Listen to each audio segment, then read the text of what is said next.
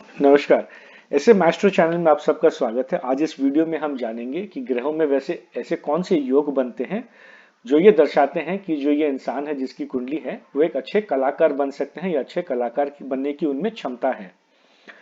हम बात करेंगे कुछ इंपॉर्टेंट घरों की, उसके बाद हम बात करेंगे ग्रहों की और नक्षत्रों की जो दर्शाते हैं कि आप एक अच्छे कलाकार बन सकते हैं। सबसे पहले जो प्राइमरी हाउस, जो सबसे जरूरी घर है, वो है पहला घर। पहला घर हम खुद है, हमारी पर्सनैलिटी है, हमारी कैपेबिलिटी है, हमारी ऊर्जा है। किसी भी कुंडली में किसी भी योग के फलित होने के लिए, किसी भी योग के अच्छे रिजल्ट्स को पाने के लिए पहला घर का मजबूत होना बहुत जरूरी है। तो किसी भी योग के लिए हम पहले घर को जरूर देखेंगे। आर्टिस्ट के लिए भी, कलाकार के लिए भी पहले घर की एक अपनी इंपॉर्टेंस है। उसके बाद में जो इंपॉर्टेंट घर है वो है तीसरा घर। तीसरा घर हमारी कलात्मक चीजों को दर्शाता है, हमारी टैलेंट्स, हमारी स्किल्स को दर्शाता है, हमारी हिम्मत, हम कितने इंडिपेंडेंट हैं, हमारे शौक, हम कितने हार्डवर्क करने को रेडी है, कितने मेहनती हैं, कितने हम एफर्ट लगाते हैं, ये सब कुछ हम तीसरे घर से देखते हैं। तीसरा घर हमारे ये दर्शाता है कि हम कितने टैलेंटेड हैं और कितने हम स्किलफुल हैं और कितनी हम उसमें एफर्ट लगाने, कितनी मेहनत करने के लिए रेडी है। कला एक ऐसी चीज है, चाहे आप म्यूजिशियन बनना चाह रहे हो, गायक बनना चाह रहे हो, डांसर हो, पेंटर हो, कोई भी कला में आपकी रुचि हो, उस कला को सीखने के लिए मेहनत बहुत जरूरी है। किसी भी कला को आप रातों रात नहीं सीख सकते। उसे सीखने के लिए घंटों का अभ्यास, घंटों की रियाज लगती है। तो आप कितना रियाज करने रेडी है, कितना प्रैक्टिस कर सकते हैं, ये सब कुछ हम तीसरे घर से देखते हैं। तीसरा घर हमारी इंडिपेंडेंस को भी दर्शाता है। जो कलाकार है उसकी जर्नी उसे अकेले ही करनी होती है। गुरुओं का साथ मिलता है वो अलग बात है, लेकिन उसे जो अपने पाथ पर जब चलना है, जो अपने स्किल्स को एनहांस करना है, प्रैक्टिस करना है, रियाज करना है, ये सब कुछ एकांत में अकेले में ही होता है। तो तीसरा घर बहुत जरूरी होता है। और कई बार ऐसा भी देखा जाता है कि अनफॉर्चुनेटली ऐसा होता है कि कई कलाकारों को अपने घर वालों का साथ नहीं मिलता। उन्हें हमेशा यही कहा जाता है कि इससे तुम क्या कमाओगे, इससे क्या बनोगे, कला को छोड़ो और पढ़ाई में ध्यान दो। तो कला के लिए, ये कलाकार को बनने के लिए, कला सीखने के लिए तीसरे घर का मजबूत होना बहुत जरूरी है। तीसरा घर हमारी पैशन भी है, हमारी हॉबीज है, हमारी रुचि, हम कितने पैशनेट हैं।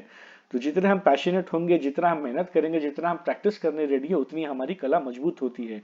तो तीसरा घर इस लिहाज से बहुत जरूरी घर है। उसके बाद जो घर जरूरी है वो है पांचवा घर। पांचवा घर हमारी बुद्धि है, हमारी आईक्यू है, हमारी रचनात्मकता यानी क्रिएटिविटी स्किल्स है, हमारी नाम इज्जत है और हमारे पिछले जन्मों के कर्मों को भी दर्शाते हैं। अब एक जो कलाकार है, एक कलाकार के लिए सबसे जरूरी चीज है कि उसे समाज से अप्रिसिएशन मिले, तालियां मिले। उसने जो कार्य किया है, उसने जो रचना क्रिएट की है, उसके लिए उसे तारीफ मिले। तो पांचवा घर का मजबूत होना बहुत जरूरी है कि हमारी प्रसिद्धि को दर्शाता है। पांचवा घर हमारी क्रिएटिविटी का भी है, यानी कि हम कितना क्रिएटिव हैं, कितना हम अच्छा सोच सकते हैं, हमारी बुद्धि कितनी काम करती है क्रिएटिविटी फील्ड में। क्योंकि एक जो आर्टिस्ट है, अगर आप ट्रू आर्टिस्ट बनना चाह रहे हैं तो आपके लिए क्रिएटिविटी होना बहुत जरूरी है कि आप अपनी बुद्धि से कुछ नई चीजों को बना सके, कोई नई पेंटिंग कर सके, कोई नया स्कल्पचर तैयार कर सके, कोई नई धुन लिख सके, कोई नया स्क्रिप्ट लिख सके, कोई नया किताब लिख सके। इन सब चीजों के लिए आप में क्रिएटिविटी होने की बहुत ज्यादा जरूरत है। तो पांचवा घर बहुत जरूरी घर होता है। और पांचवा घर हमारे पिछले जन्मों को भी दर्शाता है, पिछले जन्मों के नॉलेज को भी दर्शाता है। क्या आप में से आप क्या आप लोगों को ऐसा लगता है कि कोई जो कला है, जो अगर आप उसको हाई लेवल पर सीखना चाहते हैं तो क्या वो एक जन्म में सीखी जा सकती है? कई बार हम मजाक में अपने दोस्तों से, अपने परिवार वालों से कहते हैं कि ये चीज सीखनी आपकी बस की बात नहीं है। इस चीज को सीखने के लिए आपको कई जन्म लेने पड़ेंगे, आपको 5 जन्म लगेंगे, 2 जन्म लगेंगे, तब जाकर आप इस चीजों को सीख पाएंगे। ये ऐसा कहते हैं, हम मजाक में है, लेकिन मेरा ऐसा मानना है कि आप अपने पिछले जन्मों के कर्मों को भी कैरी फॉरवर्ड करते हैं और पिछले जन्मों के नॉलेज को, ज्ञान को भी कैरी फॉरवर्ड करते हैं। तो यानी कि आपने पिछले कई जन्मों में कितनी आपने इस कला के लिए मेहनत करी है, कितनी आपने अभ्यास की है, उस पर भी डिपेंड करता है कि इस जन्म में आपको कैसे रिजल्ट्स मिलेंगे, कि आप इसमें कितने माहिर बनेंगे इस चीज के लिए। थोड़ा बहुत आपको सीखना है तो अलग चीज है, लेकिन कला में अगर माहिर हासिल करनी है, वो उस मुकाम पर जाना कि आप नंबर 1 हो, तो वो केवल एक जन्म की प्रैक्टिस से नहीं हो सकता। ये उसके बाद जो इंपॉर्टेंट घर है वो है 12वां घर। 12वां घर हमारी इमेजिनेशन को दर्शाता है, यानी कि हम कैसा सोचते हैं, क्या हमारी सोच है, उन सब चीजों को दर्शाता है। और एक आर्टिस्ट के लिए, कलाकार के लिए उसकी सोच और इमेजिनेटिव पावर्स बहुत जरूरी है। तो ये जो है कुछ 4 घर है जो बहुत प्राइमरी इंपॉर्टेंस होल्ड करते हैं। इसके अलावा अगर आप कला को अपना करियर बनाना चाह रहे हैं तो 10वें घर का कुछ योगदान होना चाहिए, 10वें घर का इन घरों के साथ में कुछ संबंध होना चाहिए, या 11वें घर का संबंध हो तो भी इसका एक करियर बन सकता है, क्योंकि 11वां घर भी हमारी आय को दर्शाता है और हमारी इच्छा पूर्ति का घर है। इसके बाद हम चलते हैं कुछ महत्वपूर्ण ग्रहों के बारे में। तो सबसे पहले जो जरूरी ग्रह है वो है मर्क्यूरी यानी कि बुध। बुध देव हम कला को दर्शाते हैं। बुध देव एक सही मायने में कलाकार हैं। जैसे शुक्र देव जो है वो थोड़ी ब्यूटी को दर्शाते हैं, सुंदरता को दर्शाते हैं, आकर्षण है उसमें, लेकिन बुध देव एक सही मायने में कलाकार हैं। इसको मैं एक एग्जांपल से समझाता हूँ कि कई बार जब हम फिल्में देखते हैं तो कुछ ऐसे एक्टर्स हैं जो लीड एक्टर का रोल प्ले करते हैं, जो हीरो का रोल प्ले करते हैं, जो सबसे इंपॉर्टेंट रोल प्ले करते हैं, लेकिन उतनी ज्यादा उनमें टैलेंट नहीं होती शायद, और अन्य एक्टर्स के मुकाबले उतनी ज्यादा टैलेंट नहीं होती, लेकिन फिर भी वो बिल्कुल टॉप में होते हैं, क्योंकि कहीं ना कहीं उसमें शुक्र देव की एनर्जी रहती है। शुक्र देव आपको अपील बनाते हैं, मास में पॉपुलर करते हैं। लेकिन जो साइड एक्टर्स होते हैं, कई बार ऐसा है, मैं किसी का नाम यहाँ नहीं लेना चाह रहा, लेकिन कुछ साइड एक्टर्स ऐसे होते हैं जिन्हें बहुत छोटा मोटा रोल मिलता है, 2 मिनट का रोल मिले, 5 मिनट का मिले, 10 मिनट का मिले, लेकिन वो बड़ा प्रभाव छोड़कर जाते हैं, और हम जब उन फिल्मों को देखते हैं तब भी हम ये देखते हैं कि हाँ भाई, ये जो जिन्होंने छोटा रोल प्ले किया है, लेकिन इनमें एक्टिंग स्किल्स बहुत अच्छी है, इनमें ये टैलेंटेड हीरो से भी ज्यादा है। तो ये बुध है। बुध है एक्चुअल जो आर्टिस्ट बनाता है आपको, जो आप में सही मायने में आपको टैलेंट देता है, सही मायने में आपको स्किलफुल बनाता है। बुध देव हमारी वाणी भी है, हमारी कम्युनिकेशन है। तो अगर आप गायक बनना चाह रहे हैं तो बुध देव की बहुत महत्वपूर्ण भूमिका है। बुध देव एक डांसर के लिए भी बहुत महत्वपूर्ण रोल प्ले करते हैं। यदि आप कोई मिमिक्री आर्टिस्ट या वॉइस आर्टिस्ट बनना चाह रहे हैं, यानी कि आप किसी दूसरों की नकल करते हैं या कुछ अपनी आवाज से रिलेटेड कुछ आर्ट करते हैं, वॉइस डबिंग करते हैं, तो उन सब चीजों के लिए भी बुध का बहुत एक महत्वपूर्ण रोल रहता है। बुध हमारी हॉबी को भी दर्शाता है, तो आप अपनी हॉबी को लेकर कितने पैशनेट हैं, कितने मजबूत आपकी हॉबी, ये सब कुछ भी हम बुध देव से देखते हैं। बुध देव काल पुरुष की कुंडली में तीसरे भाव के स्वामी भी बनते हैं। तो बुध देव की रोल बहुत इंपॉर्टेंट है एक आर्टिस्ट के लिए। उसके बाद जो दूसरा ग्रह है वो है शुक्र। शुक्र भी एक आर्टिस्ट है। शुक्र डांसर है, ग्लैमर है, फैशन को दर्शाते हैं, डिजाइन्स को दर्शाते हैं, अपील है, अट्रैक्शन है, यानी कि लोगों को इनकी शुक्र की वजह से अट्रैक्शन होता है, एक अपील होता है। एक कलाकार के लिए बहुत जरूरी है कि जब वो किसी चीज की रचना करे तो लोग उसे अप्रिशिएट करें, उसमें एक सुंदरता आए, उसमें एक आकर्षण आए। तो वो आकर्षण हम शुक्रदेव की मदद की ब्लेसिंग से ही पा सकते हैं। उसके बाद जो तीसरा महत्वपूर्ण ग्रह है वो है सूर्यदेव। सूर्यदेव काल पुरुष की कुंडली में 5वें घर के स्वामी बनते हैं, और सूर्यदेव नेचुरल कारक है, नाम, प्रसिद्धि और इज्जत के।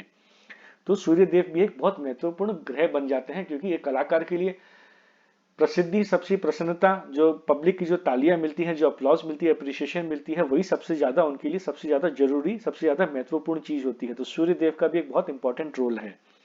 उसके बाद में जो जरूरी ग्रह है वो है चंद्रदेव। चंद्रदेव हमारा मन है, हमारी सोचने की शक्ति है, हमारी इमेजिनेशन है, हमारी इमेजिनेटिव पावर है, हमारी क्रिएटिविटी है। तो चंद्रदेव का मजबूत होना बहुत जरूरी है एक आर्टिस्ट के लिए। उसकी मन का स्थिर होना, इमेजिनेशन पावर होना, ये बहुत उसके लिए जरूरी रहती है। जितना इमेजिनेशन स्ट्रांग है उतनी वही नई चीजों की रचना कर पाएगा, अपने हिसाब से, अपने नए तरीकों से उन्हें इजाज कर सकता है, नई कुछ नई पेंटिंग बना सकता है, कोई नया धुन बना सकता है। तो क्रिएटिविटी के लिए चंद्रदेव की बहुत महत्वपूर्ण रोल है। उसके बाद जो जरूरी ग्रह है वो राहु। राहु जो है किसी भी चीजों को बढ़ा देते हैं। राहु एक इल्यूजन क्रिएट करते हैं, एक भ्रम क्रिएट करते हैं। राहु एक तरह से एक मैजिक क्रिएट करते हैं, एक अपील करते हैं। यानी कि अगर आपने किसी चीज को बनाया है, किसी चीज की रचना की है, तो उसमें एक मैजिक एलिमेंट जो है उसको जो दे सकते हैं वो है राहु ग्रह। तो राहु देव की ब्लेसिंग से आपकी जो रचनात्मक है, आपकी जो पेंटिंग है, आपने जो कुछ धुन बनाई या कुछ डांस आपने किया, तो उन सब चीजों में जो इल्यूजन आता है, जो मैजिक आता है, वो राहु देव की ब्लेसिंग से आता है। तो ये 5 ग्रह हैं जो कि महत्वपूर्ण बन जाते हैं। उसके बाद कुछ ऐसे नक्षत्र हैं जो आपको एक आर्टिस्टिक स्किल प्रोवाइड करते हैं। तो यदि आपका लग्न इनमें से किसी नक्षत्र में आ जाए, चंद्रदेव इन नक्षत्र में हो, या बुध या शुक्रदेव इन नक्षत्रों में हो, या राहुदेव अगर इन नक्षत्र में हो और बुध और शुक्र से इनकी कोई संबंध बन जाए, या तीसरे या 5वें घर से राहुदेव का कोई संबंध बन जाए, तो भी इंसान को बहुत क्रिएटिविटी या आर्टिस्टिक बनाते हैं। तो जो इंपॉर्टेंट नक्षत्र हैं वो भरणी, ये आपको रचनात्मक स्किल्स देते हैं। रोहिणी नक्षत्र में आपको एक अट्रैक्शन और अपील प्रोवाइड होती है, जिससे लोगों को आकर्षण मिलता है आपकी चीजों। मृगशिरा जो नक्षत्र के लोग हैं वो नेचुरल यानी कि नेचुरल कलाकार होते हैं। हस्त नक्षत्र का देखेंगे उसका सिंबल हमारी हाथ है, यानी कि क्रिएटिव और आर्टिस्टिक चीजों को ये दर्शाते हैं। चित्रा नक्षत्र के लोग भी आर्टिस्टिक और इमेजिनेटिव होते हैं। सेम गोज फॉर स्वाति नक्षत्र के लोग भी कलाकार होते हैं। श्रावण नक्षत्र में जन्मे लोग म्यूजिक, डांसिंग और एक्टिंग की कला में बहुत अच्छे रहते हैं। पूर्व भाद्रपदा नक्षत्र भी, उनमें भी एक क्रिएटिविटी होती है, क्रिएटिव, वो कुछ नया चीज बना सकते हैं। रेवती नक्षत्र में भी क्रिएटिव और इमेजिनेटिव पावर मिलती है। धनिष्ठा नक्षत्र की सिंबल को आप देखेंगे तो ड्रम या फ्लूट इनका सिंबल है, तो इस नक्षत्र में जन्मे लोग भी अच्छे म्यूजिशियंस बन सकते हैं। तो इन नक्षत्रों में आपका जन्म है, या लग्न आपके इस नक्षत्र में है, या शुक्र या बुध इन नक्षत्रों में है, या तीसरे या पांचवें घर में भी अगर इन नक्षत्रों की एनर्जी फॉल कर रही है, तो भी आपको ये एक अच्छे कलाकार बना सकते हैं। इनमें से जितने ज्यादा कॉम्बिनेशन होंगे, जितने ज्यादा ग्रह मजबूत होंगे, जितने ज्यादा घर मजबूत होंगे, उतनी आपकी आर्टिस्टिक स्किल्स अच्छी होगी। आशा आपको ये वीडियो पसंद आई हो। इस वीडियो को लाइक करें, शेयर करें, कमेंट करें और चैनल को सब्सक्राइब जरूर कर लें। धन्यवाद।